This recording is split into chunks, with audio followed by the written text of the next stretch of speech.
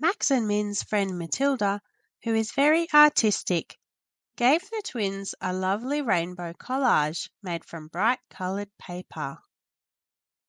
Max and Min loved the collage so much, they decided to glue it to some stiff cardboard and hang it on their bedroom wall. They needed to buy a piece of cardboard big enough for the job.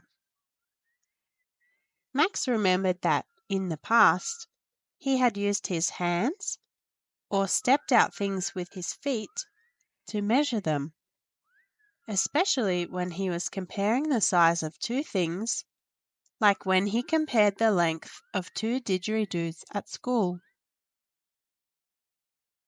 This time, their mum told them they would have to use a tape measure marked in centimetres to do the measuring. It's important that all people use the same units to measure things. It would be too confusing if people used all kinds of different ones. In Australia, we use the centimetre, which we write as cm, and metre, which we write as m, to measure and describe how long things are. A metre is about as long as your father's stride, and a centimetre is about how long a fingernail is. 1 metre is made up of exactly 100 centimetres. I have a plastic tape in my sewing kit that I use to measure material for my craft and sewing work. You can borrow that. The tape has centimetres marked on it accurately, so you can measure things exactly. Before you go to buy the cardboard, you need to measure the long side of the collage to write down its length, and measure the short side to write down its width. "Thanks, Mum," replied the twins, as they went to get their mother's measuring tape, which was 100 centimetres, or 1 metre, long. Max held the zero end of the tape at one end of the long side of the collage and rolled it out to the other end, which showed him that the collage had a length of 61 centimetres. In the same way, he measured the short side of the collage and found that it had a width of 40 centimetres.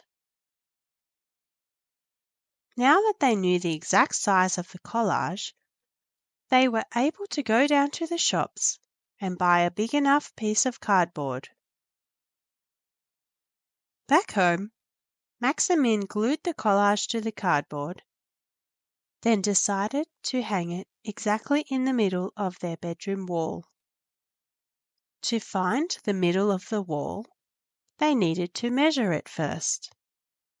But their mum's plastic tape measure was too small for that job, so they found their dad's measuring tape, which was 5 metres long, more than enough to measure their room. Min held the zero end of the tape on one end of the wall, and Max unwound the tape until he reached the other end of the wall, and found that the wall was 4 metres long. Max and Min knew that 2 metres is half of 4 metres, so they used the tape again to measure 2 metres from the end of the wall to find the exact middle.